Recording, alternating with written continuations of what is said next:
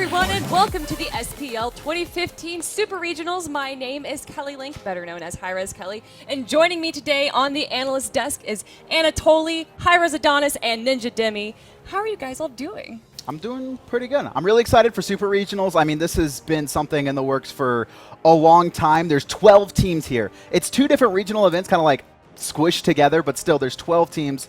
It's definitely just the biggest land that we've had here. And it's all in our studio. Like, there's not enough room for all these people. All right, now I want to ask you guys before we get into it, what's the one team that you're looking forward to playing this week, Anatoly? Well, it's not going to be the first or second day. It's going to be on Thursday. I'm assuming it's going to be C9 versus Eager. I'm kind of excited for that matchup. Yeah. All right, Adanas? I think C9 versus Eager, if that's what ends up happening based on the first rounds, that will be my most exciting matchup to watch. I think it'll be the closest, or maybe an Epsilon Fnatic Finals. Well, Dimi, what do you feel from the EU side? What teams do you want to look out for? Of course, for an A, I'm looking at the same like Eager C9, but I think Europe, Fnatic Paradigm might be a good one to look at, because Paradigm have some good strats apparently, and they're really going strong. Want to see where this goes. So if you guys are just joining us for the first time, we have a lot of exciting things going on this week. It starts Tuesday and ends on Sunday, like Adonis said. It is 12 teams, 6 from North America, 6 from Europe, going for a $500,000 prize pool. That is $250,000 for both regions. And 5 teams are going to be making it to Worlds. So the first and second place team for both NA and EU are automatically going to Worlds. And then the third place seeded team, which honestly I think is going to be probably one of the hypest matchups, is going for the wild card. Now, what exactly does that mean for those teams? It's obviously they want to qualify for Worlds, but it's very important to make it to that Thursday and Friday, because those are the Worlds days. Thursday, Friday, those are the Worlds days. We're going to find out the top 2 teams in each region on those days, and then Saturday is going to be that wild card where the third place team from both regions are going to be facing off against each other for the 5th spot, and honestly, a little bit of regional pride. Like, how important is it for you, Demi, to for Europe to win it, regardless? It's really important. We haven't won in a long time, so it's got to be sometime, right? Got to be the regional. Do you feel that there's regional pride over just wanting to be the best? It's both. It's both. Okay. Anna, what do you feel? Do you feel like there was a regional pride being like, I want to be the best in North America? Yeah, absolutely. After the launch tournaments specifically, yeah, there's always that regional pride, no matter what. But you always respect each other regardless of the region. Fair enough, fair enough. Well, all this is leading to the Smite World Championships, everyone. And we have the SWC loot ticket, which we talked about a little bit during the last patch notes. I believe it just came available to the Xbox patch this week. But in this loot ticket, everyone, you have the exclusive Zeus skin, which I don't know if you guys saw that Zeus skin. He has this tattered cloak. You see it on the screen right there. The SWC, his shield, which is also the Ward skin. You have the fireworks emote, and we were talking a little bit about it earlier. How the first fireworks emote, it's almost like BM when you kill someone. It's just kind of like a. It's like a sparkler. Like the original firework emote was just like a little spark. It's like a pop. Like you steal someone's buff, it's like pop. But this one's like, a giant it's like swirling, it's like 2 rockets. It's pretty awesome. That's pretty sweet. You also get a Curse Agni and the Anubis convention skin. But I believe we actually have a video of all the things in the Odyssey, which we are going to check out right now.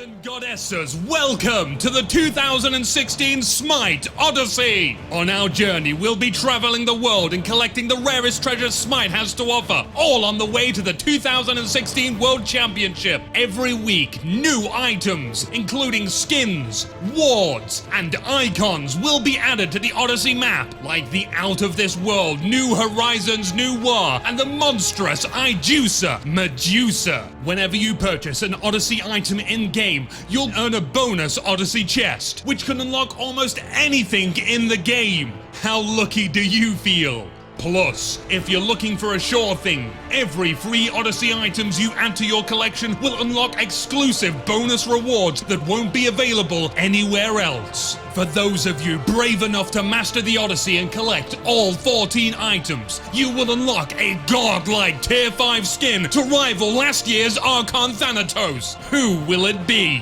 You'll have to follow the Odyssey as the journey progresses to find out. The most rewarding journey in Smite has already begun, so embark now, gods and goddesses, for the Odyssey comes but once a year, and when it ends, many of these treasures will never be available again.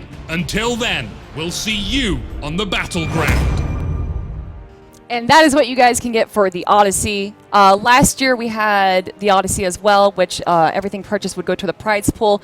But for this year, we actually have a $1 million cap for the prize pool because we wanted all of our other events to have more money, and we wanted it for the players as well. So if you guys are wondering what the Odyssey is for, it is still the same thing, although we do have that 1 million prize cap. It is so that all the players throughout all of the, essentially, the summer split, the spring split, and everything can have a better living off of. There's like, I mean, this event alone has like $600,000, which is triple the launch tournament, which was insane as well. Yeah. So it's spread out more throughout the year. It's still a lot of prize pool though. Other things that are going on in HiRez right now, guys, we just had a patch for Smite with Chiron, as well as we announced a bunch of the Odyssey skins that you saw up right there. So what do you guys think of Chiron, Greek Hunter, Centaur, half man, half pony? What do you guys think of him? I love the way he initiates into the battlefield, just knocking everybody behind him, and I think that he's going to be the most aggressive hunter available. Yeah? What do you guys think about his healing? The healing is like, it's super easy to use, which I like. It's like not anything you really have to think about. It's like gained passively. And you It just kind of happens. Yeah, it just kind of happens. Nothing you have to worry about. You can focus on your autos, and honestly, it's really the ult for me. Like the ult feels so good. It's just so fun to use. Demi, have you been able to play him yet? I haven't yet. I was busy with like preparing for the LAN, so I would love to because it looks really good. It's like Rama snipes, but through the wall. It's amazing. I love it. On the Xbox patch, we now have the loot ticket available. So if you guys are on Xbox, you can now get that SWC loot ticket. And I believe they added a different line of sight, if I'm not mistaken. Or FOV, different I think. Field of FOV, view. you're right. Yep. A different FOV. And Paladins has just opened up in closed beta today, guys, if you want to watch the stream. Although, why would you not want to watch this instead? And I believe that you can get the Founders Pack if you did not get your closed beta key at paladins.com. In the Founders Pack, you get a mount.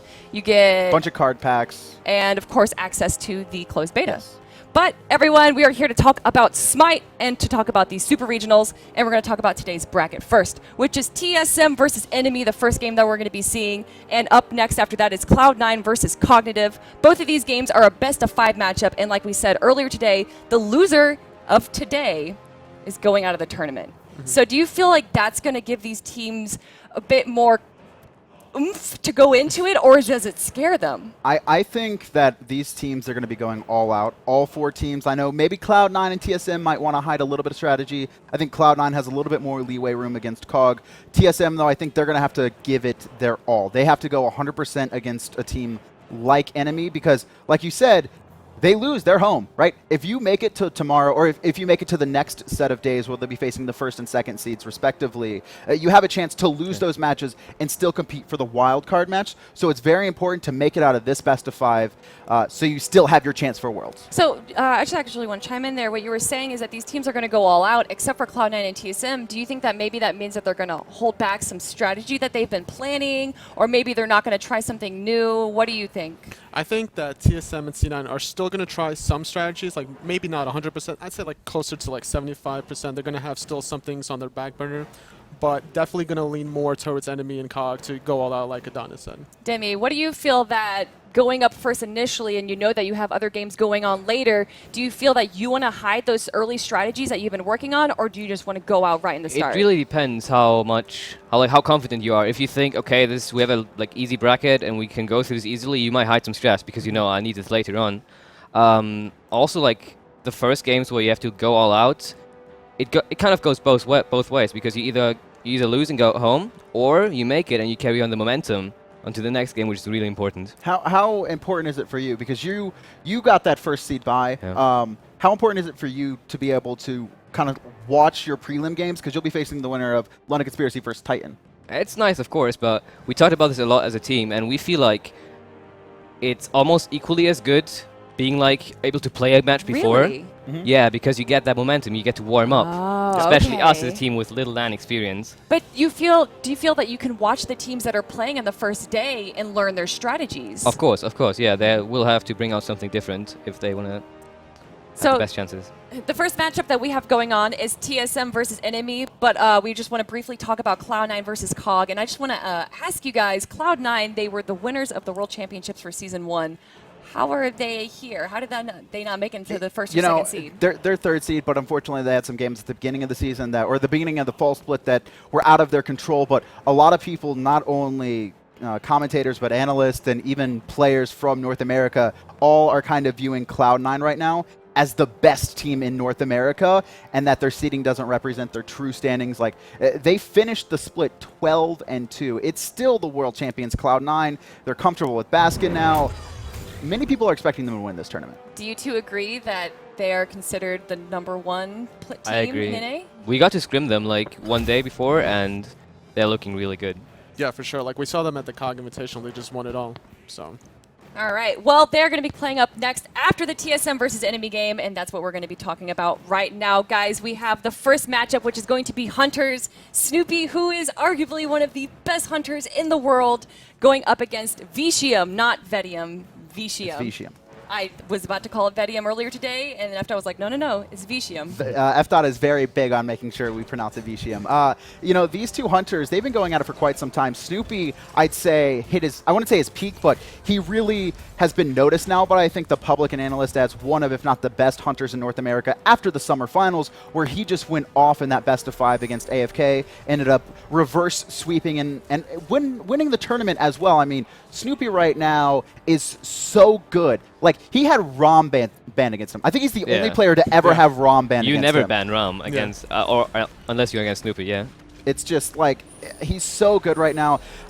And I'd say this is kind of rough for Enemy because I personally believe that a lot of their late game strategies come down to Vicium, because mechanically Vicium's really good. He just doesn't necessarily have the experience that Snoopy has, and there's no way Snoopy's going to give him an inch. Anna, do you agree that Snoopy is the best in North America, or do you feel like there's another hunter that could compete with him or beat him? I think all the top 4 NA teams have very good hunters, and Snoopy's no exception. He's probably the best out of the top 4, I would say. It's like him or Aled, honestly, right now in the current. And Vicium is going to have a hard time against Snoopy. That's so hard, too, because they're all also, like, fan favorites, right? You know, in the chat right now, everyone's saying, no, Barracuda, no. Everyone's spamming Barra right now. Yeah, right? So Vicium, he has no LAN experience, which is a huge deal. And Dimi, you actually don't have LAN experience That's either, true. correct? I mean, I've played the HBO one, but that's not real LAN. Do you feel that having that experience, the tournament jitters, as I would call it, makes a difference of how you play? I think so, yeah, of course. But to me, it's like you start with your pre-game rituals, you start coming to the game, you clear the buff camps. It's something you realize from online experience, and I think that really helps you calm down from the nervousness of a first LAN experience. Anna, you've been at a bunch of LANs before. Do you feel that Vicium is going to have a harder time because he's going up against Snoopy, who has been at LAN? I think so, yeah. The experience is definitely going to show a factor, but it's going to be towards the later stages of the game. I think once the creeps spawn and once everything starts off normal, that laning phase is going to go pretty smoothly, and I don't think Vicium is going to struggle during that part. Adanas, and you two as well, how do you feel that these two players differ in their playstyle as a hunter? I think both really like the 1v1. They like to force the issue. So I really do think we could see some 1v1 kills between them. And honestly, if Enemy win, like, because I would say Enemy winning would realistically be an upset. If Enemy win, a lot of it could come down to Vicium just getting the better of Snoopy. I don't think it's going to happen, but if Enemy wants to win, I think they should look to force those engagements, and the picks may come down to that as well. You know, Hou has really risen as one of the best 1v1 hunters in Smite, especially with the recent buff to Ricochet, where it's 10 seconds now. Whew. And, you know, both of these players prioritize that god. Well, in the dual lane with these hunters is going to be their Guardians, and the TSM Guardian is Eonic. Now, how do you guys think he sizes up against Pain Deviant, who is the only person on Enemy to have LAN experience? You know, both of these players have been playing for a long time, but Eonic has had that LAN experience. He's been in, I think, every LAN since the post-launch tournament, right? Yeah, Kickoff since the LAN yeah. kickoff, exactly. Yeah, and they completely dominated ever since they became COG Red, and most of it is due to the way Eonic plays in the front line. He makes the initial initiation along with the guards, and they just control teamfights from there. And he's going to be matching up against Pain Deviant, who is a very aggressive player. He always likes to force the fight, force issues. And sometimes that doesn't work out, I think, the best for him, because even when they're behind, Pain Deviant is always looking for opportunities. Sometimes they're not the best opportunities. He also likes to play those aggressive supports, whereas Eonic's more like the traditional support player with the Guardians, but Pain Deviant might bring out his Odin. Yeah, the Odin, I think, Odin. could be a key here. I mean, especially with the healer meta coming back into Exactly. Smite, right? So do you think that they're going to pick Odin or ban Odin? That's probably going to come down to whatever strategy that Enemy have developed, but I guarantee you they have a strategy developed around Odin at the very least. So do you feel that being an aggressive Guardian changes the way that the Hunter plays as well? Do you feel that Vicium is going to have to compensate for Pain's aggressiveness? I think it's kind of, it's weird, right? Because sometimes it offers you a little bit more space as a Hunter because you don't ever have to worry about the enemies ganking you because you know that your support is forcing issues somewhere else, so the team has to respond to that. But also sometimes teams will just kind of disengage and back off, right? If Pain is looking for a gank in the mid lane, they're going to send Dagars over there to have the 2v1 against Vicium and pick up some kills there. So it's a little bit different. I think Vision's going to be really important in making sure that Vicium doesn't get behind. There's something that we were talking about earlier that I think is really interesting, that Pain de Viand is the captain, and he makes all the calls. Yeah, he's the shot caller. Do you feel that having him being the shot caller as a Guardian differs as someone in a different role?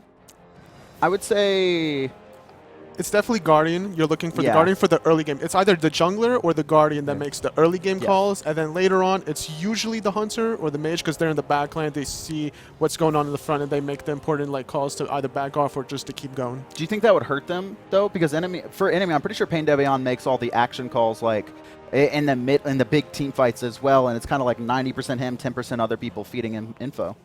I think it's gonna be just fine. I mean, we have the jungler as a shot caller, and you really want someone that has vision upon like the entire map. So he's like in the middle around that. Like the Guardian should be at mid harp is something. He has vision. He knows what's going on, and either one of them can make the aggressive calls. And I think that's really important to them.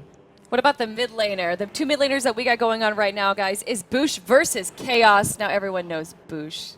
The Boosh, right? Boosh. Now, how do you ban out Boosh, who's pretty much good at every mid lane god? You know, Boosh always kind of just has 3 gods that he plays nonstop, and like those are his 3. And it's kind of just it's not always meta. It's kind of just whatever he feels like. If you look at the first, I think 3 or 4 weeks, Boosh literally only played Agni and 1 game of Isis. Then he quit, and then he came back, and the first thing he did was play 2 more games of Agni. He switched it up since then, but Boosh always has multiple gods in his pocket, and I think he's going to stick to 2 or 3 that are really going to be prevalent, I'd say. Well, what are those gods for this week? I mean, honestly, for mages, it could be anything. Yeah, you think Right so? now, I know. mages, there's such an John in-depth Quay has definitely mage been picks. making a comeback.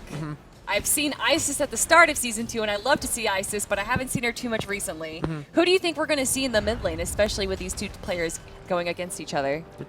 We can see Zeus, Yeah, Zeus! for sure. Jean Yeah. Kui maybe. Jean-Quy, Soul if Zeus. she's open, but more likely in the AD carry role. Yeah, I wouldn't imagine Soul, if she does make it through, would not be going into that ADC role. Why does Soul fit so well in the ADC role over the mid lane? It's mostly you're able to poke and you're able to trade really well, and Soul really succeed as like poke character. Now, Adanas, give me a run-through of Chaos as a mid laner and how he fits into the role of enemy. So Chaos, or at least early on in the split, played a lot of Nuwa, and I was, I was talking to Dimi earlier about how I felt like Vision was kind of the key, and he made the point that he feels like Chaos is really the key to enemies' wins coming into late game, because he plays this Nuwa and this really high damage mages that can make a big impact in late game team fights. Why do you feel that Chaos would be the head of it instead of Vicium? Enemy as an entire team, they're really late game oriented, especially earlier on in the season when they had Wiggles and they played Kali, all those late game characters. So they would either lose early on or they would carry the game later on and have Chaos or Niwa, guaranteed damage, good team fights, and just win that way. I think, yeah, Chaos is really the player to watch out for me. This is really the only person on Team Enemy that you guys have like picked a specific god for this person. Do you think we're going to see a respect ban for Nuwa? I think it's something that Team Solo Mid should look into. I don't think it'll be something that they'll ban game 1. No, it's going to be later on in the set. I think that would be like a game 2 or 3, especially if the games are going super late. Even if Team Solo Mid win a game, if it goes 50 minutes and Nuwa has a big impact, we might just see it banned out.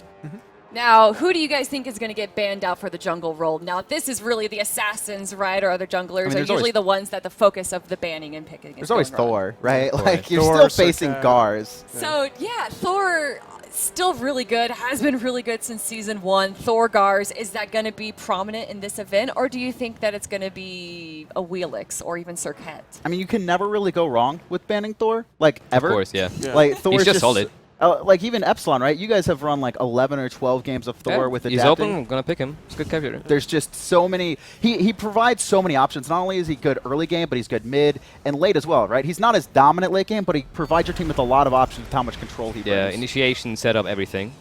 Totally. Do you feel that Thor's going to be picked mostly for the jungle role? Yeah, absolutely. Especially with his nickname used to be Thor Gars, so that way there's no way that you can't not ban it. You have to respect that. So yeah, more than likely it'll be banned. What other? Well, then what jungler is he going to play? I mean, there's a lot of options, right? There's also the potential for some Awilix strategies, which a lot of players haven't. I haven't heard anyone talking about Awilix strategies, but there's some like pretty shenanigan styles that you can play, especially now that Awilix can pull people over Through walls. That's right. Like without like needing to have vision on them directly. Like you could see Geb, like you could see like at mid camps a Geb on one side and then a Awilix on the other. Just like blink over the wall, Geb knock up into a Awilix pulling you over the other wall. That doesn't work nearly as well as you'd think. No, but like in my mind, The that's flash. going really well. I can see you've tried it Like though. the combination has been played before, especially by Titan. They love to like. It was early this season where Yes, they I would remember, play yeah. Gep Awilix. But yeah, the buff is definitely going to help. Now, what about Adjust? What do you think he's going to be prioritizing for his picks? For me, I'd say Adjust right now is the key player for Enemy. He came in at the second half of the season. You have said Vicium is the key player for Enemy. Listen, They're listen, all listen, key listen, players. listen, Key player. listen. They're all key players, Okay, right? okay. I'd say late game, I'm looking at Vicium. Obviously, Dimi's looking at Chaos. But early game and making sure Enemy can get to that late game scenario where those other players can shine, it's going to be on Adjust to play, I'd say, some pretty aggressive junglers. You can see Circuit and Naja. He's really puts a focus on, I know, a lot of Fenrir and Ranked as well. Adjust came in the second half of the season, I think, really changed Enemy's playstyle, because early game, I wouldn't say that Wiggles was...